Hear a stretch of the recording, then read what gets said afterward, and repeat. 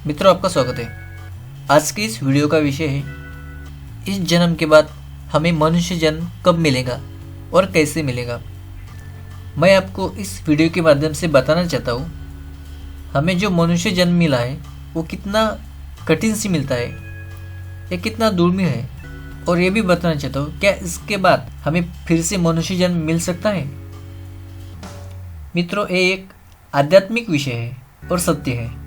मनुष्य का कर्म कितना महत्वपूर्ण है आप सब जानते हैं। यदि दुनिया में सबसे मूल्यवान यदि कोई चीज़ हो जो मिलने में बहुत मुश्किल हो तो वह है मनुष्य योनि में जन्म मिलना।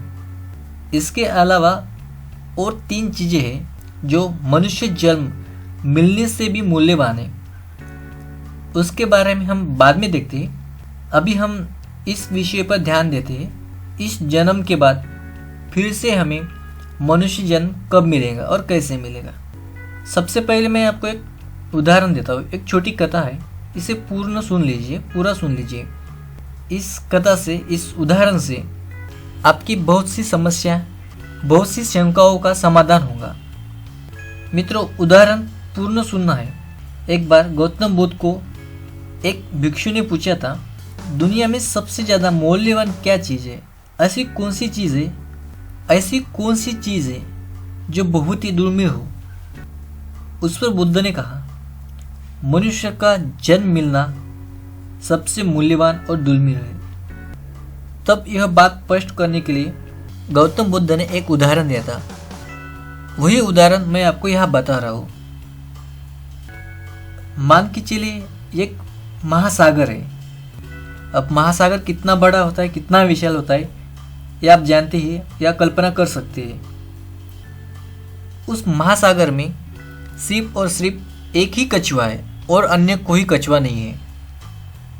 उसके बाद यदि कोई मनुष्य लकड़ी का ऐसा टुकड़ा जो चौआकार का हो, उस लकड़ी के टुकड़े को बीच में छेद किया हो और उसने वह लकड़ी का टुकड़ा समुद्र में फेंक दिया था।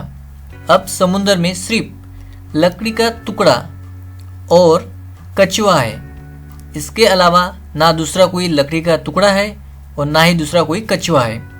लकड़ी के टुकड़े में लकड़ी का टुकड़ा जो है उसके बीच में एक छेद है और हमारी कंडीशन यह है कि उस लकड़ी के छेद में कछुए का मुंह फंसना चाहिए। क्या आप इसका अंदाज़ा लगा सकते हैं? क्योंकि इस महासागर बहुत विशाल है और उसमें सिर्फ एक छोटा कछुआ है और वो छोटा कछुआ सिर्फ 100 साल में एक बार ही बाहर आता है। मतलब 100 साल में सिर्फ एक बार ही अपना मुंह बाहर निकालता है और उसका मुंह उस लकड़े के टुकड़े में फंसना चाहिए। क्या आप इसकी कल्पना कर सकते हैं? ये पॉसिबल है?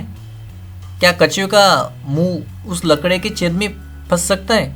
क्योंकि ये कछुआ भी घूमते फिरते रहता है और उसके बाद लकड़ी का टुकड़ा तैरता रहता है, हवा से इधर उधर चलते रहता है।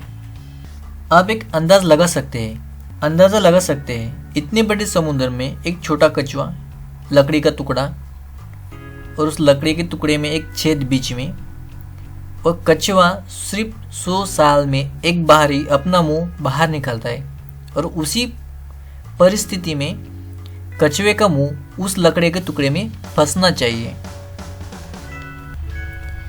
ये नज़दीक तो नामुमकिन सी बात है। मतलब ये हो ही नहीं सकता, हम ऐसा कह सकते हैं। लेकिन बुद्ध ने इस पर कहा है ये हो सकता है यदि लकड़ी का टुकड़ा पानी से सड़े नहीं, कछुए की मृत्यु ना हो। यदि ये 2 बात हो सकती है तो कछुए का मुंह लकड़ी में फंस जाएगा। लकड़ी के छेद में कछुए का मुंह फंसना मतलब मनुष्य जन्म मिलना है। जितनी मुश्किल से कछुए का मुंह लकड़े के छेद में फंसेगा उतना ही मुश्किल हमें मनुष्य जन्म मिलना है।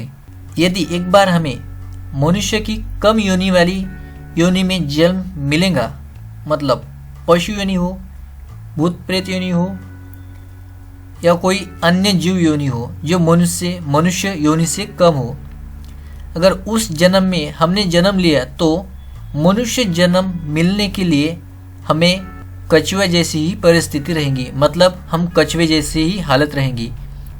बस आम बात है। इस वीडियो से मैं आपको वही बताना चाहता हूँ। यदि हमारा जन्म मनुष्य योनि से कम वाली योनि में होता है तो हमें कछुए की जगह हमें लेना होता है और लकड़ी का टुकड़ा मतलब छेद हमारा मनुष्य योनि हो जाएगा। तो आप समझ सकते होंगे यह जन्म जो अभी हम मनुष्य है ये कितनी कठिनाई से कितनी मुश्किल से मिला होगा। इसके बाद मनुष्य जन्म मिलने के लिए यदि कम योनि में हमारा जन्म होता है तो उसके बाद मनुष्य योनि जन्म मिलने के लिए करोड़ों और लाखों सालों तक फिर से मनुष्य योनि की जन्म लेने के लिए राह देखना पड़ेगा। इसलिए मैं आपको इस वीडियो के माध्यम से बताना चाहता हूँ मनुष्य जन्म मिलना बहुत कठिन होता है, इसीलिए हमें अच्छे कर्म करना होगा। लेकिन मनुष्य जन्म लेना नहीं लेना ये हमारे ही हाथ में है, क्योंकि कर्म करना हमारे हाथ में है। अच्छे कर्म करें तो यदि हमारे अच्छे कर्म होते हैं आने वाला हमारा जन्म भी मनुष्य योनि में ही होगा। आशा है मित्रों आपको ये जानकारी पसंद आई होगी। कृपया सब्सक्राइब कीजिए। आपका धन्यवाद।